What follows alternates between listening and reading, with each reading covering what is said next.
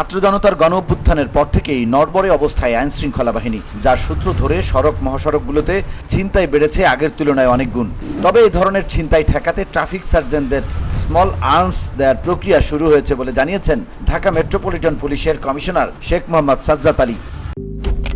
Malaysian প্রযুক্তিতে তৈরি অত্যাধুনিক cleaning machine modern vacuum cleaner যে কোনো ধরনের ধুলো ময়লাকে পরিষ্কার করে ঘরকে করে তুলুন চকচকে ও আকর্ষণীয়।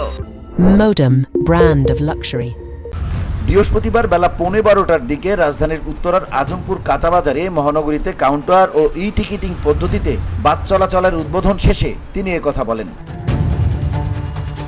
উদ্বোধন শেষে ডিএমপি কমিশনার বলেন, বিভিন্ন এলাকায় প্রকাশ্যে অস্ত্র দেখিয়ে ছিনতাই করার বিষয়গুলো আমার গোচরীভূত হয়েছে। আমাদের লোকবল কম, দেখা যায় অনেক সময় ট্রাফিক পুলিশের দায়িত্বপ্রাপ্ত পুলিশ সদস্যরা কিছু করতে পারেন না, সেজন্য তাদেরকে স্মল আর্মস বা হালকা অস্ত্র দেওয়ার উদ্যোগ নেওয়া হয়েছে। গেল রাতে ধানমন্ডি 32 নম্বরে হামলার বিষয়ে জানতে চাইলে তিনি বলেন, আমরা নিয়ন্ত্রণ করতে চেষ্টা করেছি, গভীর রাত পর্যন্ত আমি নিজে সেখানে রিপোর্ট নিয়েছি। VOD Bangla news desk.